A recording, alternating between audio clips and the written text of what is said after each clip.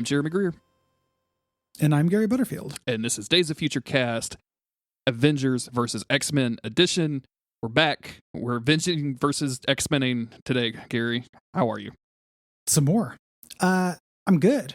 It's going to keep happening. Excellent. I'm going to keep finding out what happens when these Avengers fight these X-Men. Yeah. This one, we're in Uncanny X-Men number 11. And things are good. This is Kieran Gillen. I like that dude a whole lot. Yeah. This is making me want to read the Kieran Gillen Uncanny X-Men run. Yeah. Between, Unit and the last one, which was like pretty interesting. And this one, which like I love the ending of this comic. It's got like a classic Wham ending. Yeah. Within this, which I really love. Last Christmas. Is that what you're talking about? Classic Wham ending. Yeah, exactly. Last Christmas, San Francisco welcomed the mutants. And just now they're throwing them under the bus. I read, we've been reading the lead up events to this. Yes. Extracurricularly, because I wanted to understand more about Cyclops' motivation. I'm always like sitting down, like, what can I read about Cyclops before bed to make me understand Cyclops more? And I read Second Coming. Okay. I always get confused with Messiah Complex, but the one where Hope first comes back. And it's because you and I communicate outside the podcast, you told me you were reading Messiah Complex, so I started reading Messiah Complex. So I'm like halfway into that. Did. I've read that before. I read that when it came out. I need to reread it. There's also the Messiah Wars, in which like that's when they fight Bishop. Yeah. For this stuff, I got to read all that shit. I found a cool like just all the X-Men events in a row website, so it was very tempting to go through those. But I was trying to think like, boy, Cyclops is really doubling down on this. Like I'm a little sympathetic to him, because this is his house. Are those feelings borne out? And it actually makes like way more sense than it seems like it initially. Like Cyclops, decimation happened. There are very few mutants. Cyclops doubles down. He forms X-Force to like cross moral lines to protect mutants. X-Force does a bunch of horrible stuff. That's a really good comic, that I've read, at least the Rick Remender one. And then everyone finds out about X-Force and it costs him a lot of his friends. And then to save Hope, he loses Nightcrawler. That's how Nightcrawler died. Like everybody got really hurt. Nightcrawler died. So he lost so much. And, you can feel that like sunk cost. And then the end of the crossover of the Second Coming one is like when mutants start coming back. So like you can understand he's already given up so much that just handing her over at this point would be unacceptable. Absolutely. Yeah, time will tell whether it's the right decision, but it doesn't really matter because it makes emotional sense. Yeah. He's in Messiah Complex. I thought it was interesting because they're, dealing with a bunch of stuff, and like Xavier is around, and like Cyclops does a mission and doesn't tell Xavier about it. And Xavier's like, "Were you going to tell me you assembled a team?" And he's like, "Dude, I'm not going to tell you shit. I'm a leader. Why don't you go put Cerebro back together and do something useful and find this new mutant? Like, fuck off. Get out of here, you stinky old man." And you got old man stench, and I'm sick of it. There's a very funny scene where Xavier is just wandering around through the hallways of the X Mansion, and he's just hearing conversations of other people doing stuff, and he has nothing to do because Cerebro is broke. And it's just very funny to me.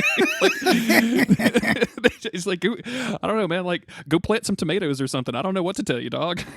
You're not needed here. Yeah. That's so funny. That's what caused him to go do X-Men Legacy. Go hang out with Legion and stuff. Exactly. He's like, fuck it, I'm gonna go find my own book. So this takes place between Avengers vs. X-Men 1 and 2.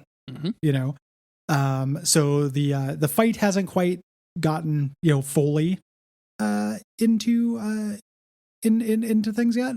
But it's going to. Yes. Like people will notice this. It starts with I don't think we talked about the creators of this. We got Greg Land. Yeah. On the art, the guy who traces porn stuff. Mm-hmm. If it's not obvious that he's tracing porn, it's fine. Yeah. But man, did some of the characters look real porn starry. I think it's hilarious that he would be like, nobody's going to catch me doing this. Nobody looks at porn on the internet. Like there's never going to be a crossover between comic book nerds and porn stars. I don't know why they would ever. I just think that's very funny to me. Makes me wonder if he created Unit from watching porn as well. Maybe like so. He just couldn't, he's like, we need something alien. I can't just trace over a character. I'm just going to trace over a dildo and blow it up. There you go. No. This is Dr. Nemesis, who's one of the characters of this era of X-Men, who I think is like an old Nazi scientist who was reformed. And this was very much of like the science wow kind of phase of pop culture. Portal kind of humor. Yeah. Talking about basically letting the X-Men know that Hope has done a Phoenix flare and people are going to find out. Yep. People are going to notice that. And we get a lot of conversation between Emma and Scott about Scott being like, we have to prepare for all of this. They're going to be coming. They're going to be coming for Hope. This is serious. This is for real. We got to do everything we can. That kind of language, stuff we've seen before, but just not necessarily in Uncanny X-Men number 11 as it takes place. Mm-hmm. Yeah.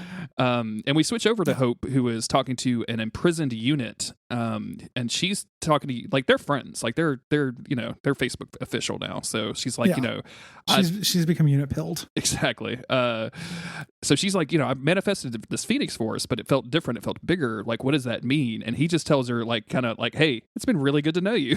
She's like, wait a minute, is it that bad? Yeah. And basically, gives her a little piece of advice, saying that like people talk about destiny, but a big part of destiny is choice. There are a lot of things that are only possible if an individual chooses it. That's going to be up to you. So don't let yourself become anyone's pawn here. And it continues with his enslavement of Danger. Danger comes over, and Danger does not know that Danger is a unit slave. Yes. He does. She says yes, and he goes, no, yes, sir. Politeness. You're a remedial student. Yeah, just cold as ice. We cut over to a very weird looking Captain America on the beach, who's just floating at an angle on some surf. Yeah. Not staying into his background. And here's where, we get that confrontation that we've seen a bunch of different times. This time though, with narration in the head from Namor. Yes. Saying like, why people ask why I stay with the mutants, like, even though I'm a king, this is not my fight. But if you watch Summers, you understand. Yeah. This is, he respects Scott. This is a species of 200 people declaring war on the United States. Like, that is just too badass for me to sit out. And throughout this, like, we're seeing that same argument between Captain America and Scott that is played out on this beach in multiple issues at this point, like them pointing at one another.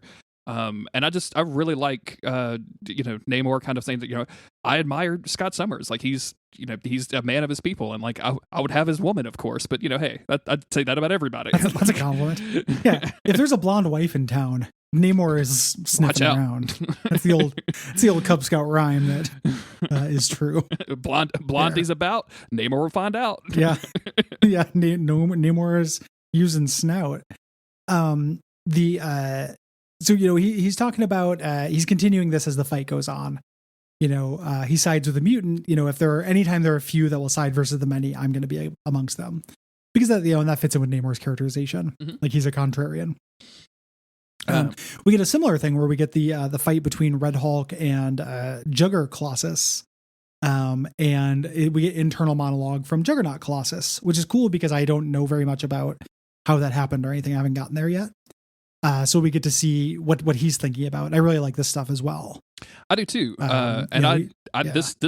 This Colossus, especially when I don't know if you can call it hulking out. Like, this is fucking cool. Like, I want to know way more about this stuff. So I'm excited to kind of read through some older Marvel stuff to get here. But he's kind of thinking to himself, like, hey, nobody's really asked me why I'm staying in my steel form. And part of me understands that because, they're probably, they're surprised that they haven't cared. But a part of me actually understands because they're doing that because they're scared. They're scared of what I could do.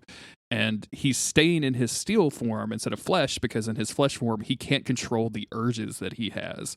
So how do you say the crystal name? I've 5 years doing this podcast. The Sidorak crystal, like, is causing all of these urges, and he can't handle it as just normal flesh and blood. Yeah. And he's fighting Red Hulk, who's just fucking being an idiot. Mm-hmm. And he's like, I'm trying to warn him. I'm trying to make him understand that he shouldn't make me angry. Cute little inversion. And what happens is he gets mad enough, like the Red Hulk jams his thumb into his eyes, where he turns into Sidorak. Here, which is this like big eldritch alien abomination thing. There's this great little, like, he's, huge in front of the Hulk. The Hulk is just speechless. He's just like, I disappear for a while. He just lets Jesus take the wheel, so to speak. Except Jesus is cool. Exceptionally cool. He's a cool Eldritch guy. He has neon tattoos that glow in the water. It's awesome. This cool Jesus. Give me something in a skateboard Jesus. Yeah. I would like a monster Jesus. So very cool little moment to end that on.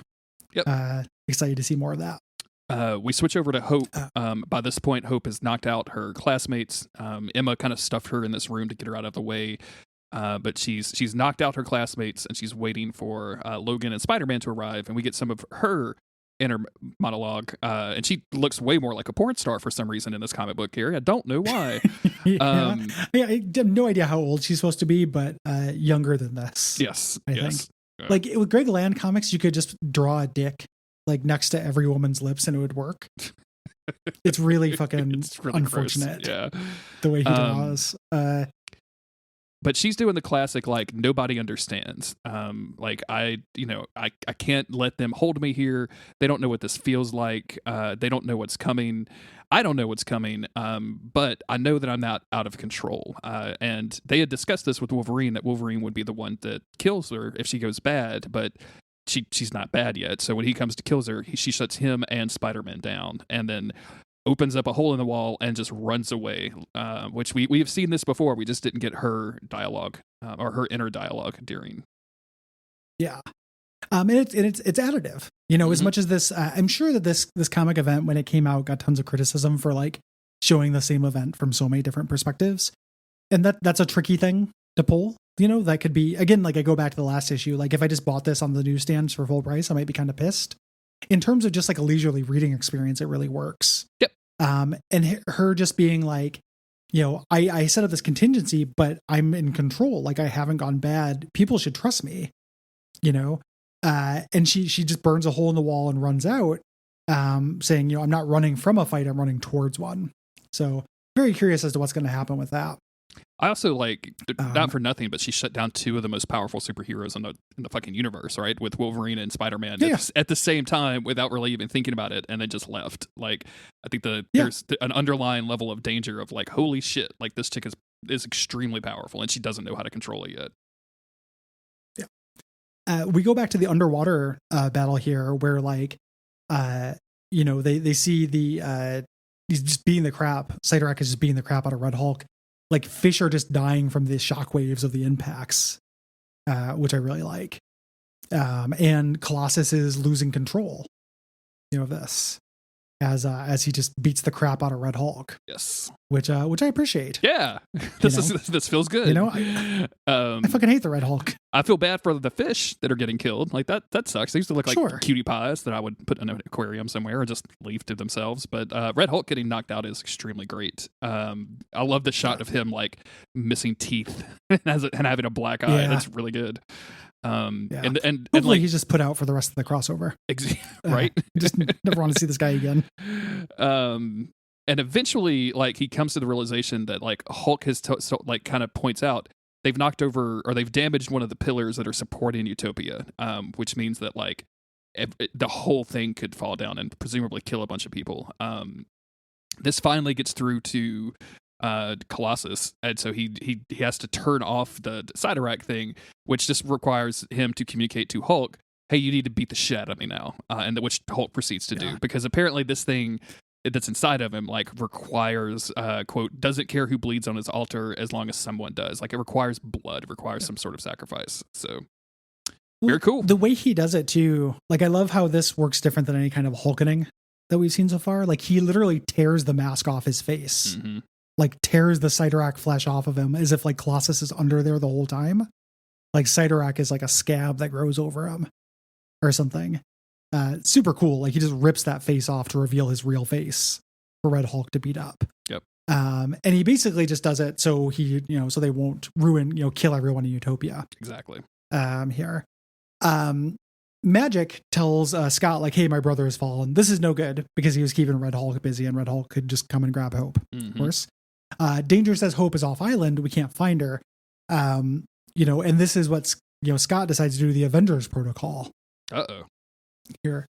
And we cut over to their PR agent I know that the San Francisco era of the X-Men dealt with a lot of their like public image, like, hey, we're superheroes, like we're going to protect mutants, but we're also going to find a city that doesn't like fucking hate us.